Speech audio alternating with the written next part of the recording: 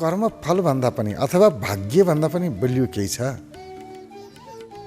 एउटा कुरा छ, सबैभन्दा बलशाली भाग्य भन्दा पनि बलियो, भाग्यलाई पनि परिवर्तन गर्न सक्ने सामर्थ्य राख्छ, त्यो हो संकल्प शक्ति। संकल्पवान भयो व्यक्ति, उसले भाग्यलाई परिवर्तन गर्छ। संकल्पवान व्यक्तिले जे चाह्यो त्यो गरेर छोड्छ। हो, उसको भाग्यमा छैन भने अवरोधहरू धेरै आउँछन्, उसको कर्मफलको विपरीत छ भने धेरै अवरोधहरू आउन सक्छन्, तर संकल्पवान व्यक्तिको लागि कुनै अवरोधले रोक्न सक्दैन। संकल्प शक्ति यति बलियो हुन्छ नि, भनिन्छ संकल्प लिएको व्यक्तिले संकल्प पूरा नगरुन्जेल काल पनि लिन आउन सक्दैन। समय पनि पर्खेर बस्नुपर्छ, यमराज पर्खेर बस्नुपर्छ। र पर्खेका इतिहास छ, कालले पनि पर्खेर बसेको इतिहास छ। भीष्म पितामह बाणले हानेर मरिसकेका थिए, उनको शरीरमा कुनै ठाउँै थिएन जहाँ बाणले नछेडेको होस्, वार पार भइसकेका थियो। र पनि उहाँले मर्दा मर्दै विचार गर्नुभयो, ओहो सूर्य दक्षिणायनमा छ, सूर्य उत्तरायण नलागिकन म मर्दिनँ। संकल्प गर्नुभयो उहाँले, जबसम्म सूर्य उत्तरतिर जाँदैनन् तबसम्म म मर्दिनँ। गर्मी महिनामा सूर्य उत्तरायण हुन्छन्, जाडो महिनामा दक्षिणायन हुन्छन्। दक्षिणतिर बढी घाम लाग्छ जाडो महिनामा, गर्मी महिनामा उत्तरपट्टि बढी घाम लाग्छ। उहाँले उत्तरपट्टि लागुन् सूर्य, उत्तरायण लागुन्, अनि मात्रै म मर्छु, त्यो बेलासम्म मर्दिनँ भन्नुभयो, सङ्कल्प गर्नुभयो। र बाणले जतिसुकै शरीरलाई छेडे पनि मर्नु भएन, काल पनि पर्खेर बस्नु पर्यो। जब सूर्य उत्तरायण लाग्यो अनि मात्रै उहाँ मर्नुभयो।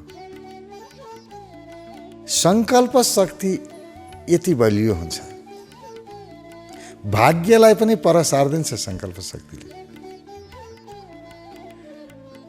त्यसकारण एउटै काम गरौँ, सङ्कल्प शक्ति बढाउँ। भाग्य बनाउन सकिन्न, बनिसक्यो बन्यो, किनभने आजको भोग हिजोको कर्म हो। अब हिजो गइसकेका कर्मलाई सुधार्छु भनेर मिल्छ र? त्यो त जे गरियो गरियो, पाप गरियो धर्म गरियो, गरिसक्यो, सिकियो। सकिएको कुरालाई, बितिसकेका कुरालाई मिलाउन मिल्दैन। त्यसकारण भाग्य सच्याउन मिल्दैन। भाग्य त जस्तो भयो भयो, तर सङ्कल्प शक्तिलाई प्रयोग गरेर भाग्यको परिणाम जे छ त्यसलाई निस्तेज गर्न सकिन्छ, त्यसलाई कमजोर बनाउन सकिन्छ। नराम्रो भाग्य थियो राम्रो बनाउन सकिन्छ। ज्योतिषीले हेर्दाखेरि, चिना हेर्दा यसको भाग्य ठिक छैन, यसले केही गर्न सक्दैन, यसको भाग्यको रेखै छैन हातमा।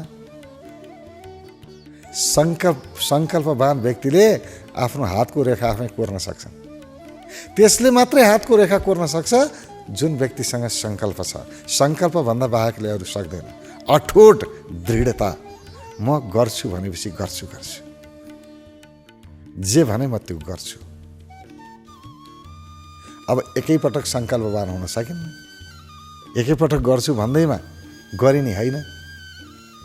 सङ्कल्पवान हुनको लागि अभ्यास गर्नुपर्छ, बानी लाग्नुपर्छ, बानी लगाउनुपर्छ। साना साना कुराहरू जे बोल्यो त्यो गर्यो। कहिल्यै कुनै पनि कुरा बोलेपछि, गर्छु भनेपछि नगरेको रेकर्ड नै छैन, कुनै उदाहरण नै छैन। जे भन्यो त्यो गर्यो। आज पनि भनेको बोलेको कुरा पुरा गर्यो, भोलि पनि पुरा गर्यो, पर्सि पनि गर्यो। हरेक दिन आफ्नो सङ्कल्प पुरा गर्दै गयो भने यति गहिरो सङ्कल्प बन्दछ अथवा यति प्रगाढ सङ्कल्प शक्ति बन्छ कि जे पनि उसले भन्यो बस पुरा भयो। सारा ब्रह्माण्ड सङ्कल्प शक्ति पुरा गर्न लाग्छ। सङ्कल्प सबभन्दा महत्त्वपूर्ण कुरा। भनिन्छ यो सारा सृष्टि ब्रह्मले सङ्कल्प गरेर निर्माण गरेको रे। सारा सृष्टि सङ्कल्पको उपज हो रे। सङ्कल्पबाट नै सृष्टि बनेको हो। भगवानले के गरे? पहिला म संसार बनाउँछु सङ्कल्प गरे, सोचे होइन, गर्नुपर्छ भनेर सोचे होइन, गर्छु भनेको। सोच्नु र सङ्कल्प गर्नुमा फरक छ। सङ्कल्प गर्नु भनेको काम सक्नु हो। किनभने सङ्कल्प लिइसकेपछि कुनै पनि हालतमा पुरा गर्नुपर्छ। मर्नु पर्यो मर्ने, तर सङ्कल्प पुरा नगरी नमर्ने। सङ्कल्प पुरा त गर्ने। यो सङ्कल्प शक्ति सर्वाधिक महत्त्वपूर्ण शक्ति, कर्मको शक्ति भन्दा महत्त्वपूर्ण शक्ति सङ्कल्प शक्ति। किनभने प्रत्येक कर्म सङ्कल्पले गराउँछ। सङ्कल्पहीन व्यक्तिले कुनै ठुलो कर्मै गर्न सक्दैन, कामै गर्न सक्दैन। जोसँग सङ्कल्प छ उसले मात्रै काम गर्छ। र भाग्य भनेको कर्मफल हो, कर्मको परिणाम हो। र जसले कर्मलाई नै परिवर्तन गर्छ त्यसले फललाई पनि परिवर्तन गर्छ। त्यो भाग्यलाई परिवर्तन गर्न सक्ने शक्ति हाम्रो सङ्कल्पमा छ। त्यसकारण कुनै पनि काम गर्नुभन्दा पहिला सङ्कल्प गर्नुपर्छ। हाम्रा ऋषिहरूले त विधि बताएका थिए। हाम्रा पूर्वजहरू त अत्यन्तै ठुला वैज्ञानिक थिए।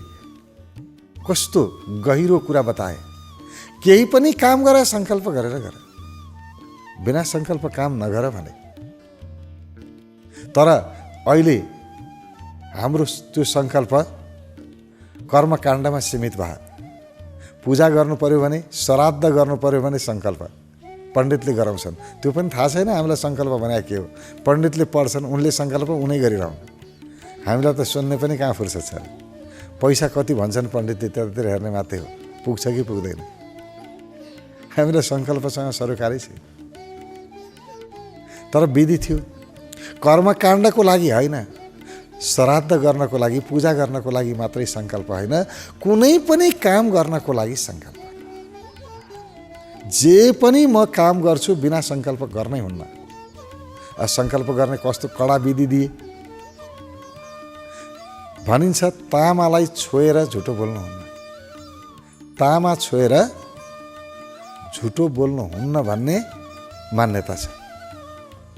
तर त्यहाँ के गरे?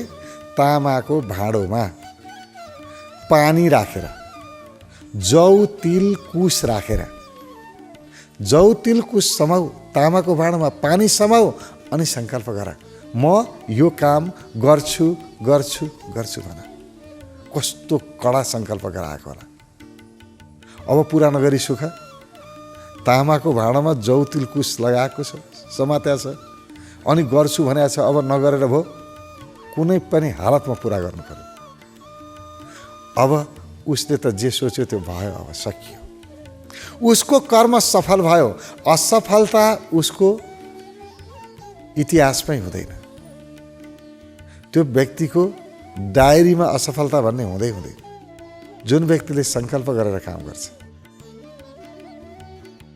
असफलता त्यसको लागि हो जो सङ्कल्पहीन छ। अहिले गर्छु भन्छ, एकछिनपछि गर्दैन। आज एउटा काममा हात हाल्यो, अधुरै छोड्यो, अर्कोमा हात हाल्यो, त्यसमा पनि अधुरै छोड्यो, फेरि अर्कोतिर गयो, नाचै गर्छ। जसको सङ्कल्प शक्ति अत्यन्तै क्षीण छ त्यही व्यक्ति हरेक कर्ममा असफल हुन्छ। अब त्यसैले भाग्यलाई दोष दिन्छ। अब उसले भाग्यलाई दोष दिन्छ, मेरो भाग्य बिग्रेको। स्वस्ति शान्ति गर्नु पर्यो, ज्योतिषी बनाउनु पर्यो। अब भाग्य, त्यस्ता व्यक्तिको भाग्य बिग्रिन्छ र कुनै ज्योतिषीले भाग्य सपार्न सक्दैन। उपाय छैन। जुन व्यक्ति गर्छु भन्छ गर्दैन, त्यसको भाग्य कसरी बनाउने? सङ्कल्प जोसँग छैन त्योसँग भाग्य छैन, सकियो। भाग्य भावीले लेख्ने होइन, भाग्य हाम्रो सङ्कल्पले लेख्ने हो। सङ्कल्प शक्तिलाई बढाउनुपर्छ, तरिका प्रयोग गर्नुपर्छ। कति राम्रो तरिका थियो पहिला। जौ तिल कुश समाऊ, पानी समाऊ तामाको भाँडोमा, अनि सङ्कल्प गर। कस्तो राम्रो विधि।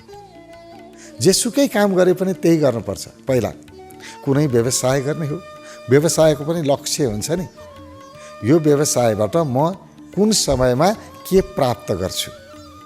किनभने कुनै पनि व्यवसाय गरिन्छ केही प्राप्तिको लागि गरिन्छ। प्राप्तिको समय सीमा हुनुपर्छ, लक्ष्य हुनुपर्छ। बिना लक्ष्यको काम गर्न हुन्न। एउटा व्यापार गर्यो, किन गरे व्यापार भन्दा के गर्नु, छोराछोरी पाल्नु छ, अलिअलि फाइदा हुन्छ कि, लगानी गरेर काम गरेर हुन्छ कि भन्ने आश गरेर व्यापार गरेको। यस्ता व्यापारीहरू कहिल्यै माथि जान सक्दैन। लक्ष्य हुनुपर्छ। मेरो 1 वर्षमा कतिको व्यापार गर्ने लक्ष्य छ, कति प्रगति गर्ने छ, कति ग्राहक हुन्छन्, कति सामान बेच्छु, टार्गेट हुनैपर्छ।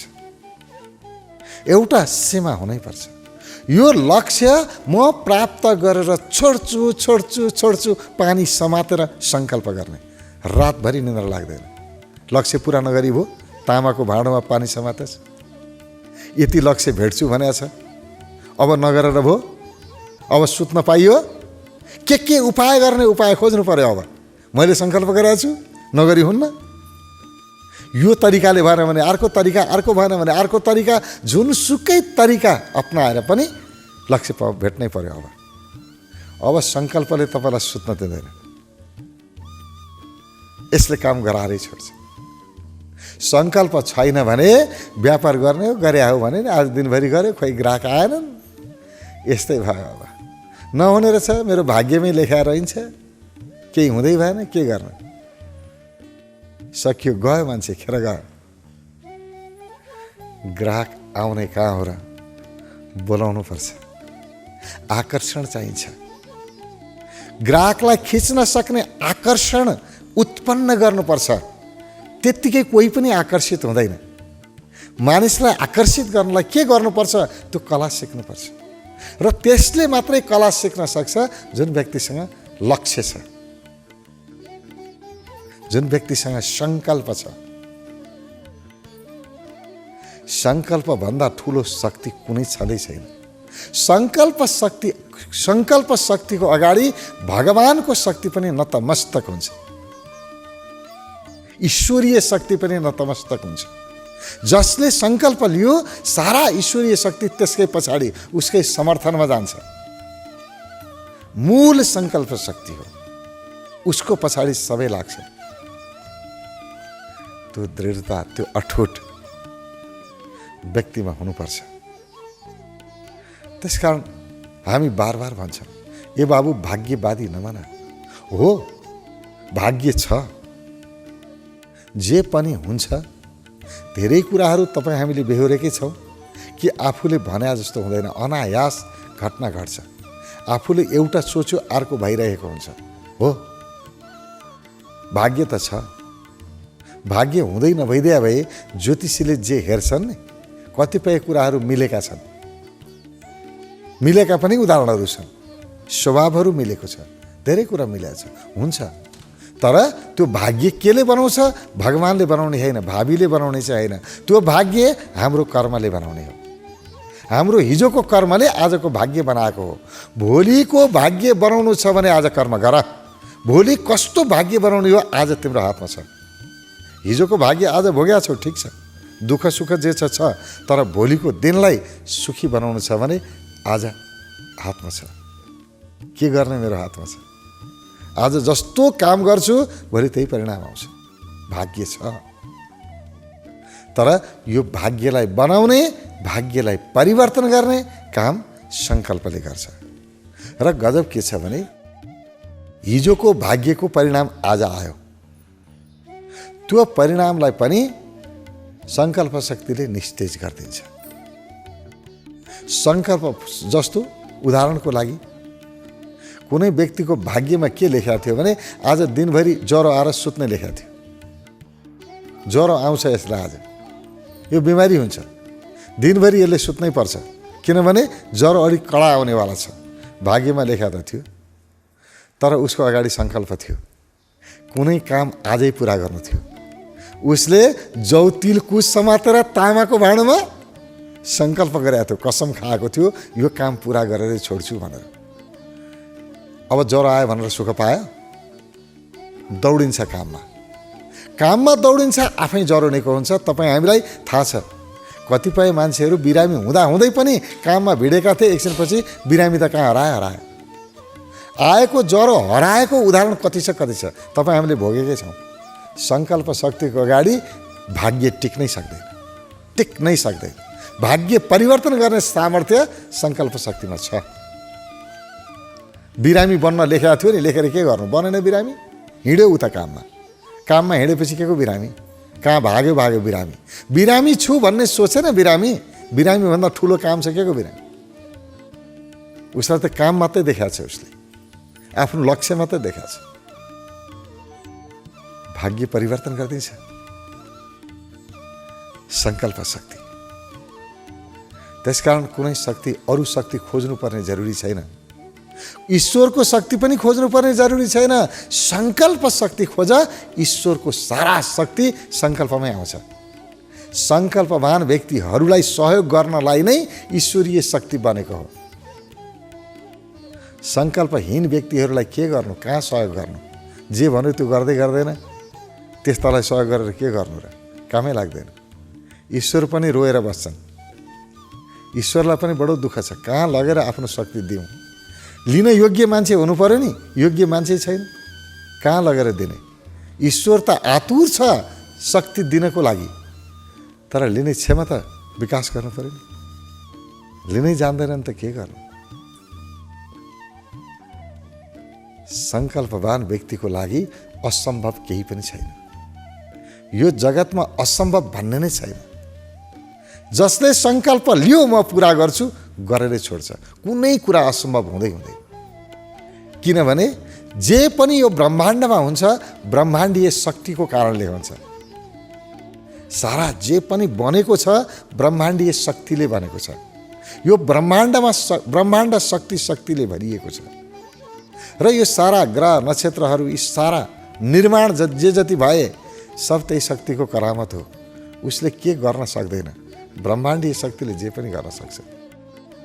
त्यत्रो शक्ति छ र त्यो शक्ति, त्यो पुरै ब्रह्माण्डीय शक्ति एउटा व्यक्तिले प्रयोग गर्न सक्छ। त्यति सामर्थ्य व्यक्तिमा छ। व्यक्ति सङ्कल्पवान भयो, कुनै पनि शक्तिलाई प्रयोग गर्यो उसले। सङ्कल्प शक्ति नै हाम्रो भाग्य निर्माता हो, भाग्य परिवर्तनकारी हो। सङ्कल्प शक्ति नै ईश्वरीय शक्ति हो। सङ्कल्पवान भन्नुभन्दा ठुलो कार्य अरू छैन।